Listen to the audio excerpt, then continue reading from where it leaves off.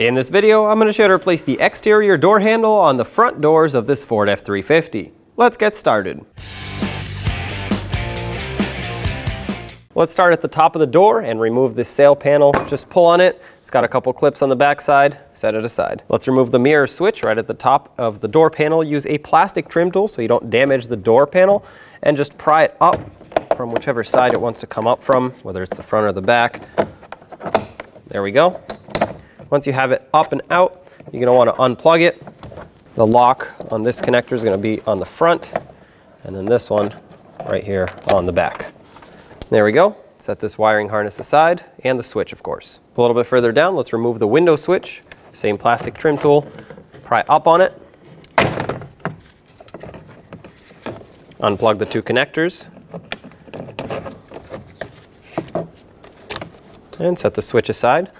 A little bit further down, you'll have these two bolts that are usually covered with a cap that you can easily pry off with a plastic trim tool or a screwdriver, whatever you have. And usually there are two 8mm headed bolts in here.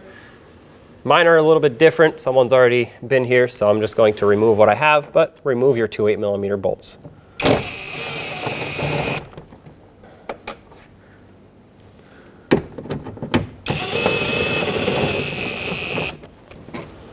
At the bottom of the door, there are supposed to be two more. One over here, one over here. Mine are missing, so there's nothing for me to take out, but take yours out. These are also 8mm, just like the ones on the top. At this point, just lift up the door panel and pull it away. At this point, there should be a vapor barrier in here, just a large piece of plastic that you should be able to peel off. It's usually glued to the door. Ours is missing, but for you, you would just gently peel it away so you can access all of this. At this point, if you look through the left-hand side opening of the door, you'll see some rods in there and some clips. Let's start by disconnecting this one. This is the door lock. And what I'm going to do is pull on this rod out this way while I spread these two tabs apart with a flathead screwdriver from the outside of the door.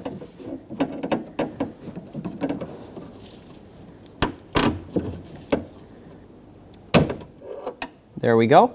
Just let this hang over here. Next, we're going to move on to the pink locking clip for the door handle rod. The easiest way to do this is with a pick from the inside of the door. All you have to do is pick it out from right here. We'll get this rod out of our way.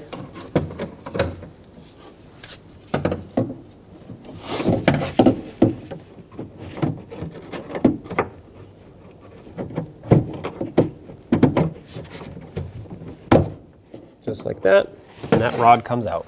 Now at the bottom right-hand side of the door handle, as you're looking at it, this harness on some vehicles is attached here, and if you pull on it and pull that off, you can expose the 10mm mounting nut that holds on this door handle. Now use an 11mm wrench and remove this mounting nut. The reason you can't use a socket and ratchet is because of the window track.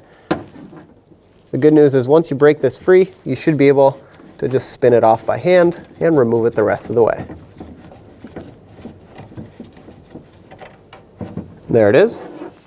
To get the last mounting nut off, we actually go through the outside of the door. Right up top here is a rubber grommet, and if you peel this away, in there you'll see the other 11mm headed mounting nut that we need to remove. So stick an extension with a socket in there and remove it. Try not to drop it inside of the door, so once you get it off the threads, if you tilt your socket and ratchet backwards, it should stay on.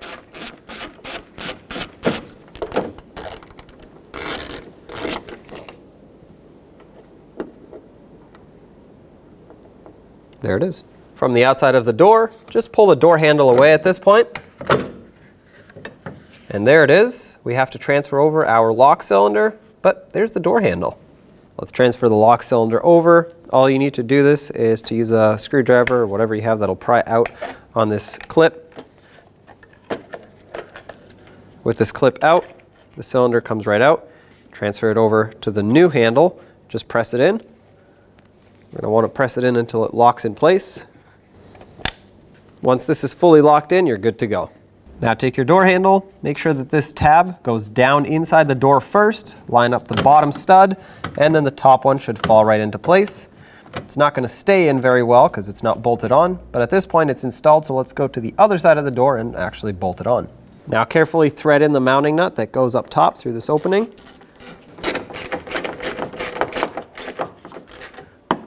That bottomed out, just give it a little bit extra. You don't want to strip it out or break anything.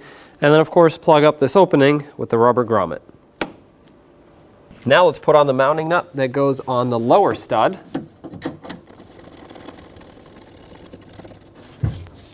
And snug it up.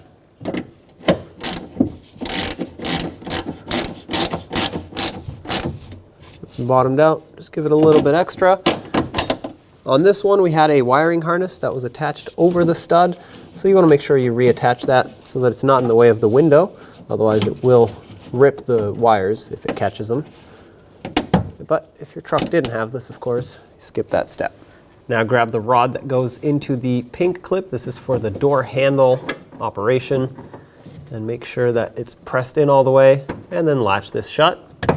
Now get the lock rod. Now get the rod that goes onto the lock cylinder and just press that back on. There we go. This is the point where you would put your vapor barrier back. Just try to stick it the best you can. You can use some tape to hold it onto the door. Once again, ours is missing, so there's nothing for me to put back here. Now let's get the door panel back on. Make sure your wiring harness doesn't get caught behind the door panel as you install it.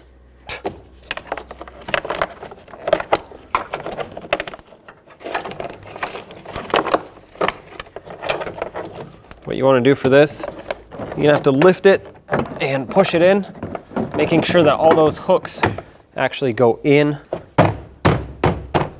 Tap it down, feel around to make sure that it's actually locked in. There we go. If you had your two lower screws, go ahead and put them on now. Mine are missing, so I'm going to move on. And then the ones up top here, get those snugged up. If you had your cover, reinstall it right now. Reinstall the window switch, plug it in, and the lock switch. Drop it down. There we go. Up top here we have the mirror switch. Plug this in and drop this down as well.